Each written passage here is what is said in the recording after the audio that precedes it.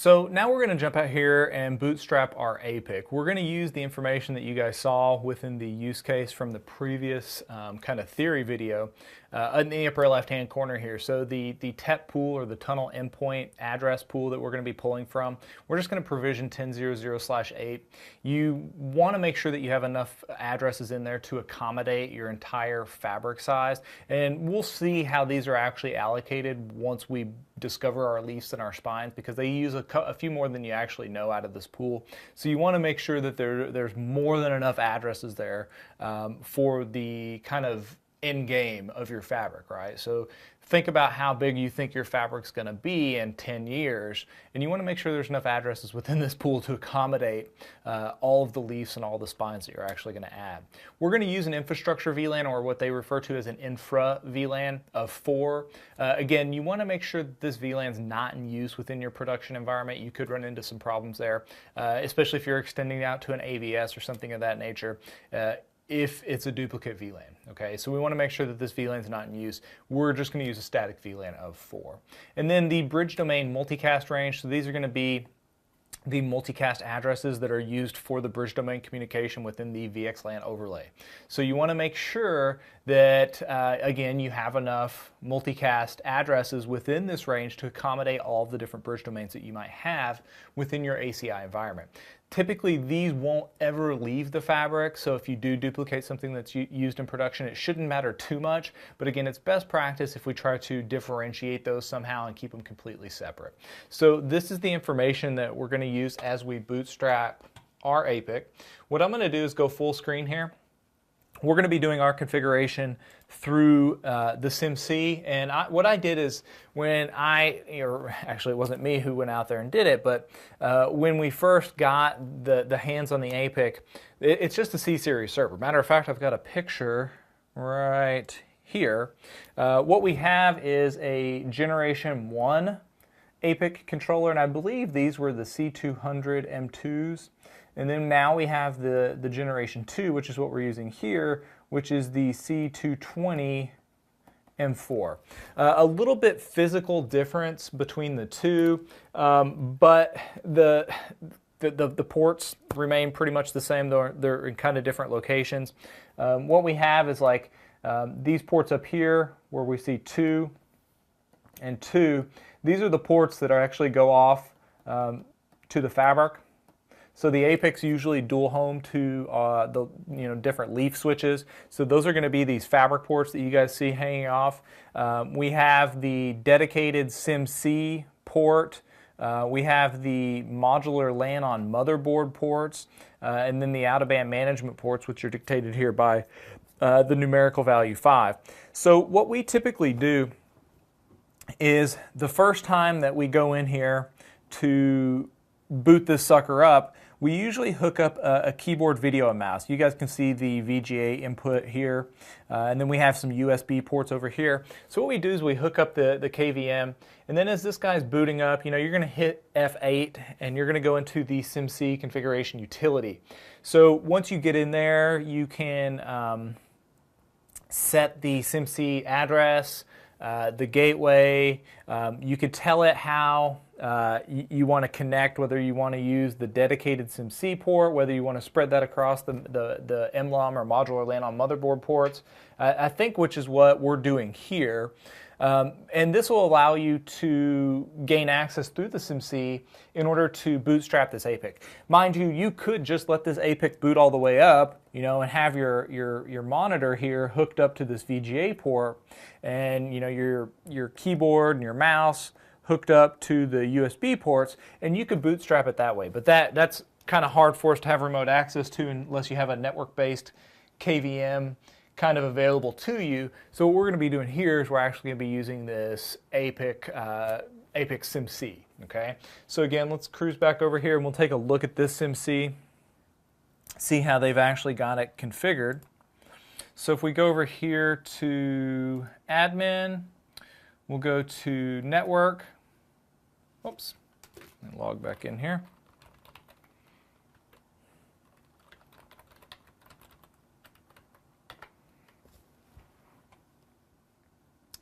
And what we should see is how they have the SimC configured. Let's go back to admin. We'll go to network. And we can see we're using a shared LOM, so basically our shared LAN on motherboard. We're using active-active redundancy. If we cruise down here, we can see the IP information. So everything basically right now is going through those two, I believe, port 5. Okay, so these two guys right here. So we have access. So what we're going to do is go back over here to server, and we'll launch our KVM console. That's fine. Okay. So we'll launch the KVM, and what we should see is the APIC itself. Come on. Run. Gotta love Java, right? So once this actually decides to pop up, we'll get to bootstrapping this thing.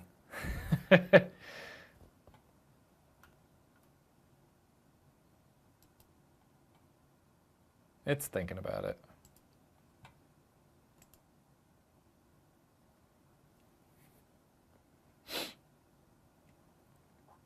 We may have to click it again.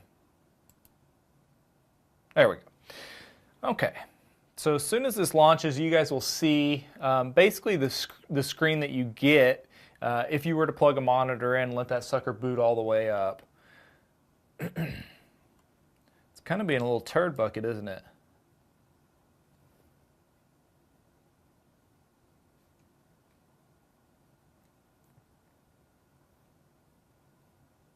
Okay, and we'll click Run. There we go, and continue.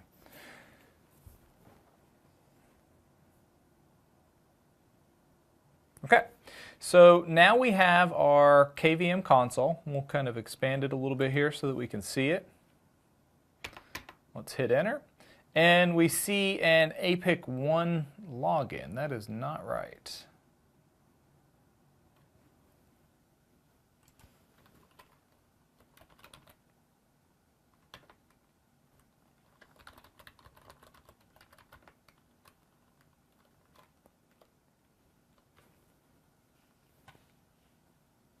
Okay, it looks like we might have to factory reset this thing.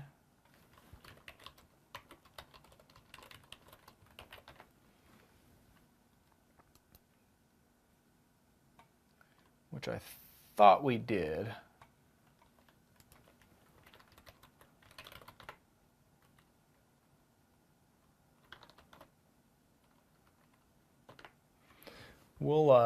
We'll let it shut down and pop back up. And I will just, what I'll do is I'll pause and edit this video so that you guys don't have to witness all of this debauchery. Okay, so after a couple different steps here, we're back to a clean fabric. So the first thing that it's asking us to do is specify the fabric name.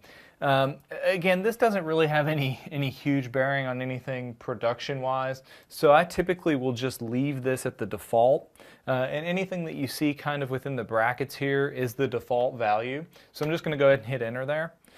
Notice again it defaults to 3 controllers within the fabric. We're only going to have 1, so I'm just going to specify 1.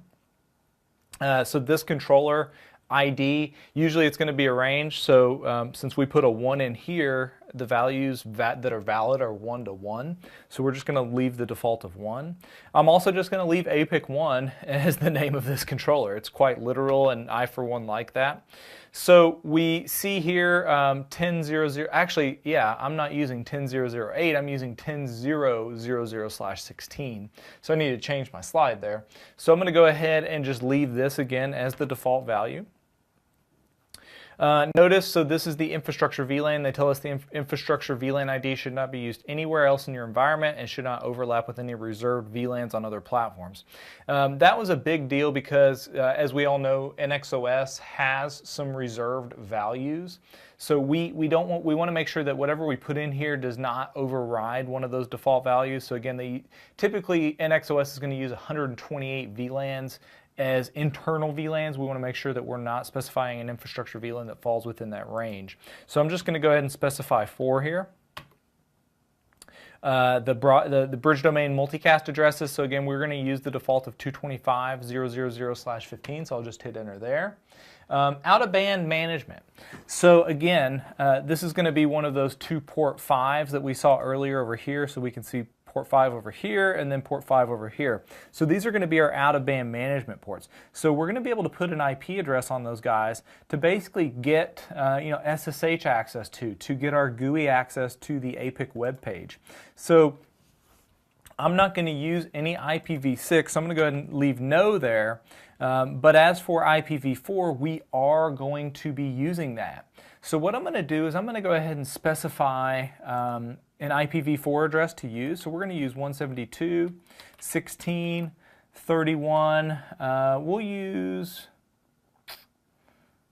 let's see here. Let's use 84. So we use 172.16.31.84. We'll hit enter. Again, it was expecting a CIDR notation, so what I didn't do is put the /24 in there, and you can see you get an error if you do it incorrectly. So we'll just say 172.16.31.84/24. The default gateway, so 172.16.31.254. We'll hit enter. We'll leave auto for the speed and duplex. I'm not going to use strong passwords. Okay. Enter our password here. It's giving me an error, so let's go ahead and make it a little bit harder. Make sure they match. Okay, we're good there. Would you like to edit the config? So nope, we're going to keep basically everything we put in here. I'll go ahead and say no. You can see in the background it's actually running CentOS version 6.3. So once this finishes, we should see a little login prompt pop up. And I'll tell you through experience, most people will immediately try to go to their web browser and browse to the IP address of that APIC controller. And I'll tell you again from experience, typically it's going to take 10 minutes or so before you actually get access to the GUI interface. Okay, so even though we see this boot and we'll see this again kind of return off to a login prompt here in a moment, we'll find that the web page, because they're still starting up a lot of the web services and everything in the background there, it takes a little bit longer to respond. Matter of fact, usually the first time that I come in here and I try to log in, usually I get an error. So let's try it.